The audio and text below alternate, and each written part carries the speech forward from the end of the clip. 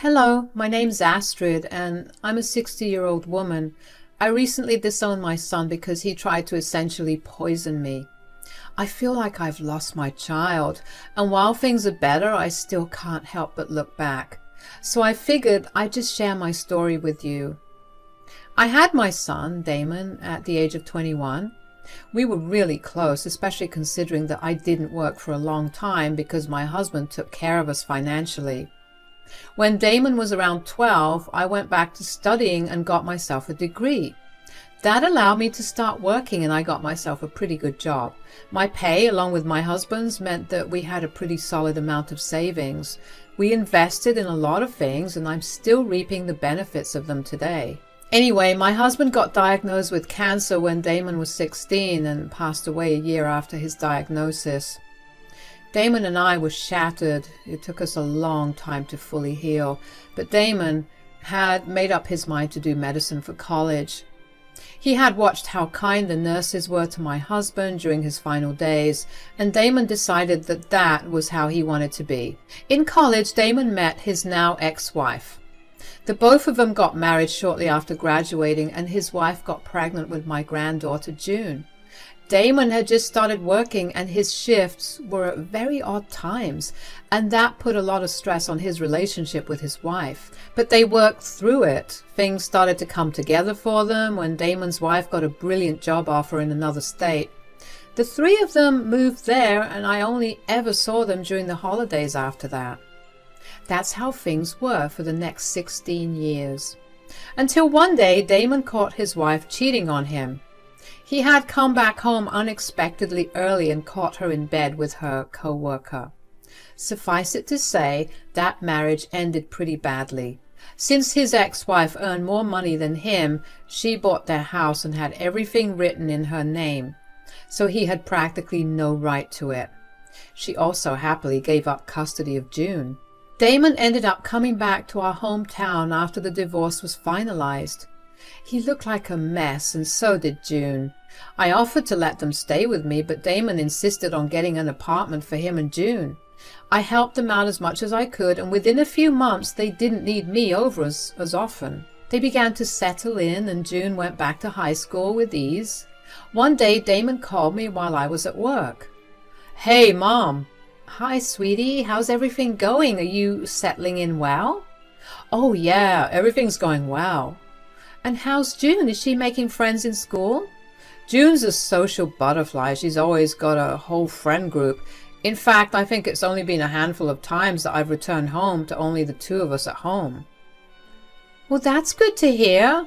I'm glad things are working out for both of you." "Yeah, it's been a tough year to say the least, but you made the move here easier than it would have been." "Nonsense."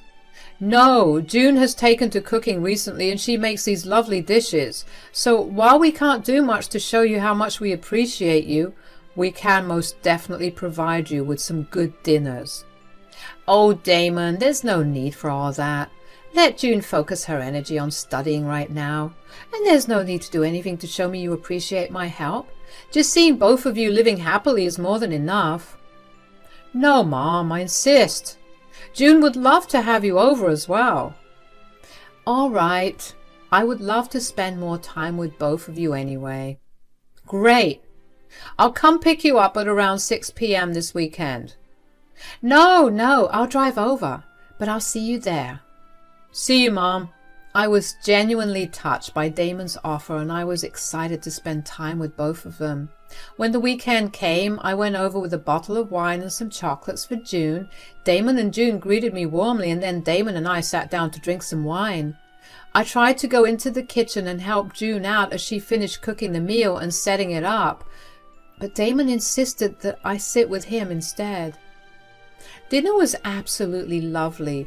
June cooked a lovely meal that was something straight out of a movie. She even made dessert.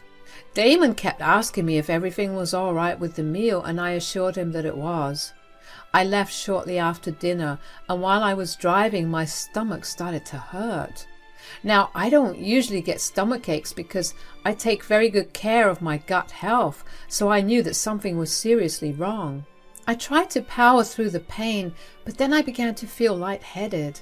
I knew immediately that I was having some sort of allergic reaction, so I parked at the side of the road and quickly administered my EpiPen to myself. When I began to feel a little better, I carefully drove myself to the ER.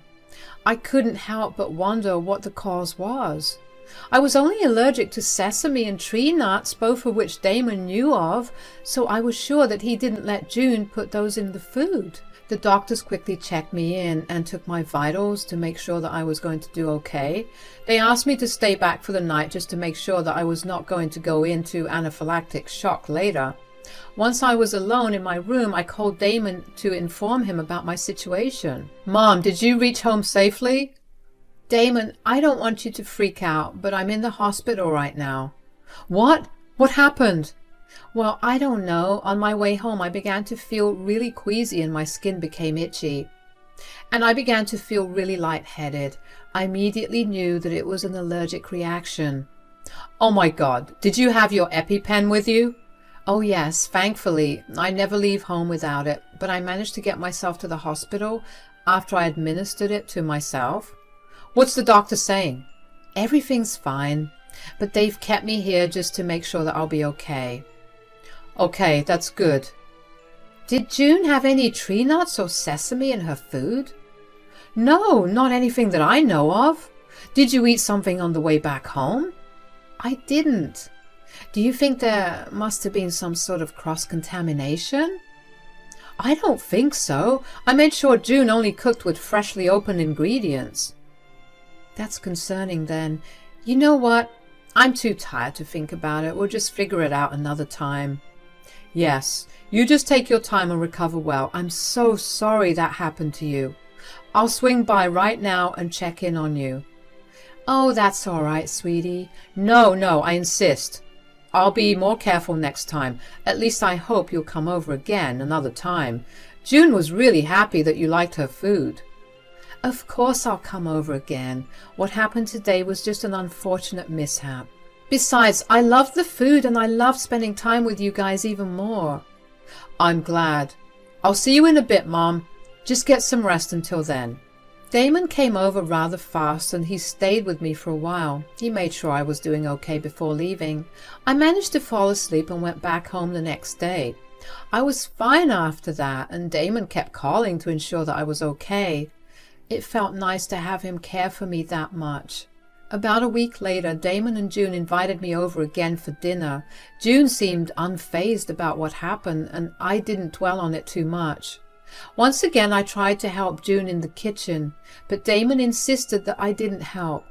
Dinner was lovely again, but just like last time, on my way home, I got severely sick. I remember thinking that it was more than a coincidence that it happened again. I discussed it with Damon when he came to visit me in the hospital again, but he dismissed all of my concerns. I figured that I was overthinking it and let it go, although I did tell Damon that I was going to forego dinner the next week. Damon seemed upset, but agreed with me. I was completely and utterly fine for the next week, but then the week after, when I went over to Damon's again for dinner that June cooked, I got sick. I knew I wasn't being paranoid at that point. That was more than just a coincidence. I didn't bring it up with Damon when he came to visit me because I didn't want to be convinced that I was crazy. I figured that June was the one doing something to the food. She never seemed too concerned about what happened to me and never even once asked how I was feeling. The only question I had about the whole thing was why she was doing it. Was she upset about something? Was she secretly unhappy about her move to this town and so she was lashing out at me? Or even worse, did she actually want to see me suffer? I knew that all the answers to my questions would come the next time I went over to Damon's for dinner. When Damon called again to invite me, I accepted the invite and made my way over. Once again, Damon insisted that I stay with him to talk. When I stood my ground and asked to go help June, he made me come with him to his office so I could stop myself from watching June cook because he thought that I felt bad about not helping. I figured my best course of action would be to go with him and then sneak back out into the kitchen. While in his office, We were talking about plans for the upcoming holidays, and at some point I excused myself to go to the washroom. I excused myself to go to the bathroom. I quickly walked over to the kitchen. I got there just in time to see June pouring some sesame oil into a pan and frying some fritters in it. Well, well, well, what do we have here? Oh, Grandma, hi! Why are you here? I thought you and Dad were talking about something in his room. Yes, we were, but I came down here to check what you were making. I'm sure you know that for the past few weeks, every time I came over to eat food with you, I went home extremely sick. Oh, really? I didn't know that. If you didn't, why do you have a bottle of sesame oil? You know I'm allergic to it. You are? I didn't know that. Stop playing dumb, June. Why are you purposely poisoning me? Grandma, I swear I had no idea that you were allergic to sesame. I didn't even know that you were getting sick. Your dad usually came over to meet me after. Did you not think it was suspicious? He wouldn't tell me where he was going. I didn't think much of it because I would usually be so tired from the cooking that I would stay in my room. Does your dad know that you've been putting sesame oil in my food? Well, yeah. He bought this the night before we invited you for dinner for the first time. What? Yeah, he insisted on me using it. Every time we invite you over, he makes sure I use it. He told me to do it because you love the taste, apparently. Oh my God. Why would he do that? I have no idea. I'm genuinely really sorry. Will you be upset if I leave right now? I just need time to process all this and figure out how to confront your dad.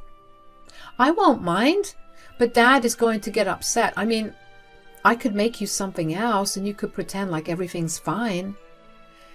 I really don't want to be here right now. I'll just get going. Tell your dad I tasted some of the food you just made, and over the course of our conversation I began to feel sick. All right. I'm really sorry, Grandma. It's okay, sweetie. I quickly ran out. My heart raced as I started the car and drove off. I couldn't believe what June had told me. Suddenly, all the times that Damon insisted on me staying to talk with him and his blatant dismissal of my concerns made sense. The only thing running through my mind was why he would do something like that. Over the next few days, Damon kept trying to reach out to me by call, but I ignored him. I didn't know how I would confront him about the whole thing. I didn't even know if I'd be able to hold myself together while confronting him. But Damon showed up at my door one day and asked me where I had been. Mom, where have you been? I've just been at home. Why? No, I mean, you haven't been answering my calls and you just skipped dinner that day. Yeah, my health started acting up again. Are you doing okay? Why does that matter? You don't want that, do you? What on earth are you talking about? You're my mother. Of course I want you to be okay. Wow, you've mastered the art of lying, huh? You have some nerve to do it to my face. Are you seriously okay? You're spewing a bunch of nonsense. Look, I know what you've been doing, Damon. Give up the act. I don't want to see you again. What are you talking about? I'm talking about you making June put sesame oil in the food while knowing that I'm allergic to it. I forgot. Lies. You insisted that June put the oil in the food. You lied to the poor June as well and told her that I loved the taste of that oil. Did she tell you all this? It doesn't matter now, does it? Why did you do it? Ugh, fine. I did it because I wanted my inheritance. So you wanted me to die. Are you serious? You've lived a long enough life. Do you know how hard it is to live in today's economy? Besides, I didn't want you to die. I just wanted you to sign over your assets to me because you'd think that you were nearing death. Wow. Your solution to surviving was to endanger your mother's life? You're a work of art, Damon. Okay, but you're not dead. You're still alive and kicking. There's no need to be so hostile towards me. You're a disgusting person. I never want to see your face ever again. I slammed the door in his face. How could he be so nonchalant about it when he put my life in danger? How could he show absolutely no remorse? I had hoped that there was at least a better reason, but for money? That was the last thing I expected. I mean, if he had just checked for some help financially, I would have given it to him very readily. I cried a lot for the next few days.